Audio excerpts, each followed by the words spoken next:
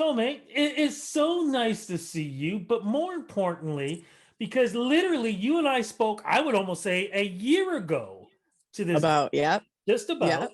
And we were talking about this great song that you had that you teamed up with this great artist that a lot of people thought weren't around. It wasn't around anymore, but he was making a strong presence. And we were talking yep. how good the combination, the two of you together, and how great this song is.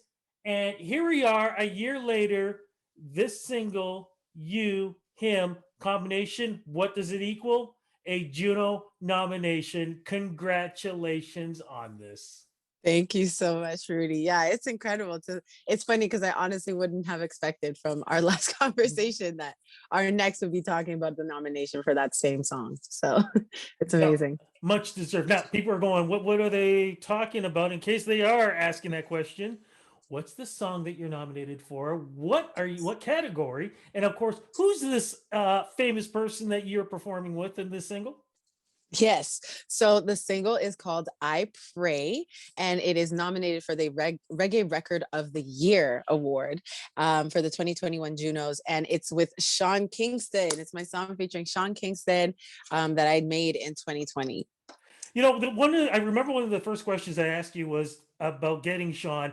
How did you get Sean to come together to do this single? It's an incredible story. I know it's funny because I really do have to give thanks to my team. So big shout out to Jones for that because he really knew some of Sean Kingston's camp as well and sent the song over to them. So Sean heard it and he was like, "Yo, I guess this is a whole vibe. Like I like the message, I like everything." And he sent back his reference like pretty freaking quick. So I mean, I'm so thankful. I respect that whole team. I respect Sean so much for just like, cause yeah, like you don't see him on many features. So I really do respect him for, hopping on mine and really killing it. Now, when you guys recorded it, you never recorded it together. Like he was in, you No, saw each other. yeah, no, I recorded that whole song initially. Like when I wrote it, I was on Instagram Live with the producer and I had written the whole song like in its entirety. And it was after the fact that we were like, okay, but we could find like a really strong feature for this as well, like to do like a remix sort of thing. Cause the original without any a feature is also out. So we had now sent it over to his camp and I believe he was based in Jamaica when it happened.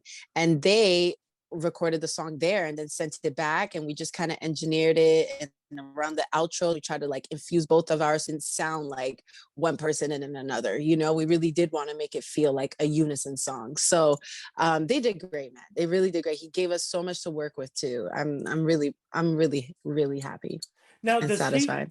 does he know that he is now a Juno nominee? I Technically, believe so. Yeah, technically he knows. Fully aware. His whole like there was a few people from his team reposting it and everything like that. So I'm sure he's more than aware.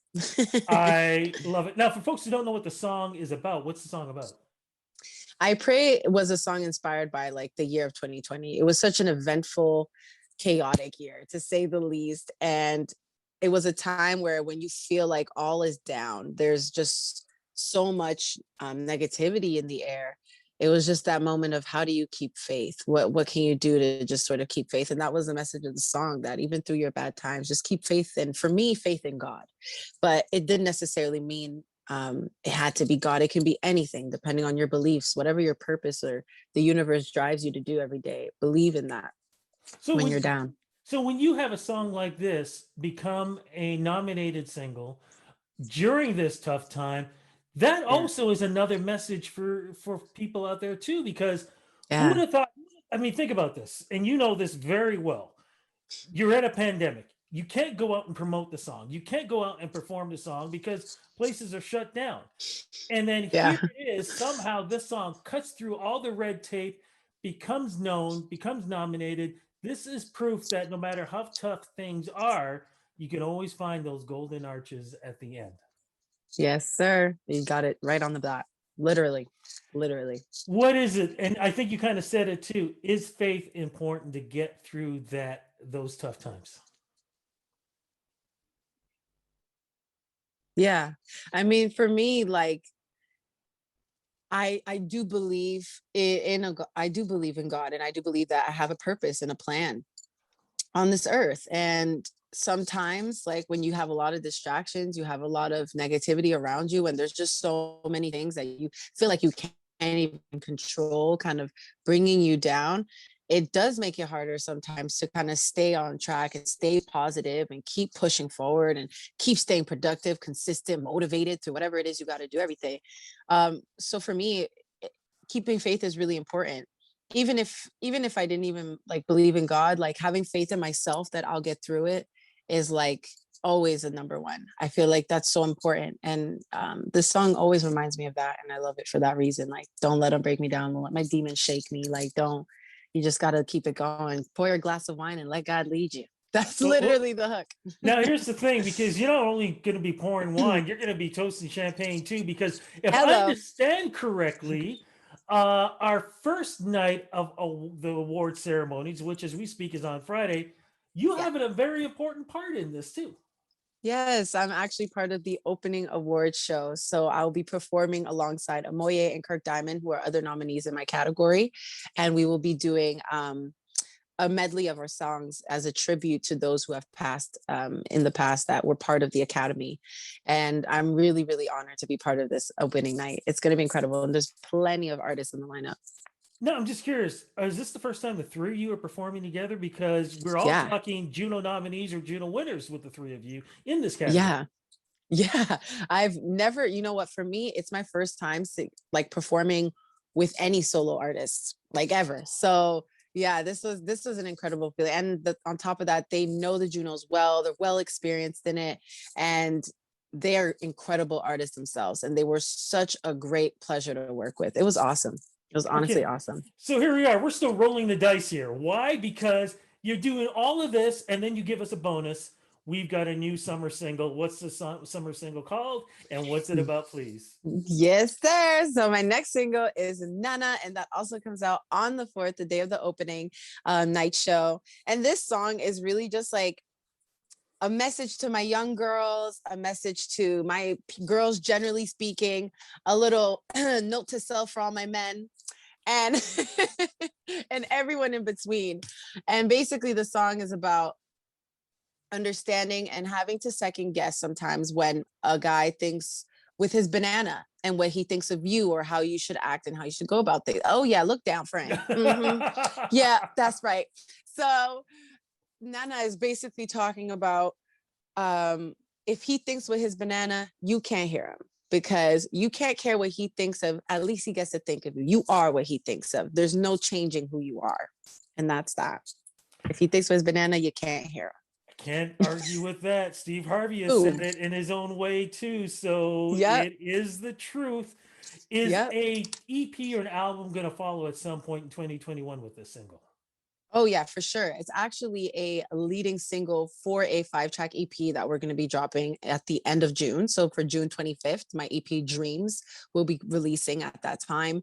And this is the leading single from that project. And then later down the line, we also plan to release my New Dawn album in October. So there's a Fantastic. lot coming up.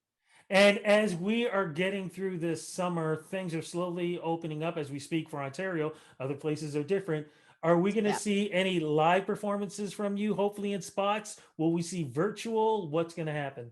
I really, really hope so. I know for sure that with the single and everything, we probably will be doing some performances or virtual shows with other platforms involved. And where we can, we're trying to do some hybrid shows. Of course, with the opening of things, we gotta like just wait it out, especially in Ontario. But I definitely do plan to be out and about. I got my vaccine. I did my thing. I am trying to go where places are open as well and tour there too. So, I mean, if you're international, this could also be a great opportunity. Like, I know we're trying to do Europe and US touring as well. So we're trying to get as much as we possibly can out of the summer for sure after being stagnant for a year. But nothing confirmed fully as of right now, except for Cancun, Mexico in October. Before So we before we wrap this up, did you get your Juno package? Because I've been seeing people posting their Juno package with yes, you got it. yes, I did. I posted mine too. It was like a whole IGTV and I did like my whole unraveling thing. That was awesome. I got like a Juno's Uno's card, like the Yes. 50th anniversary. That was awesome. I got my little magazine catalog, got my certificate. a little magnet as well that said 2021 and the Juno's award itself. I got like a nice little ring light for my phone, which is a vibe. Nice. What else did I get? Oh, I got like a nice picnic tarp.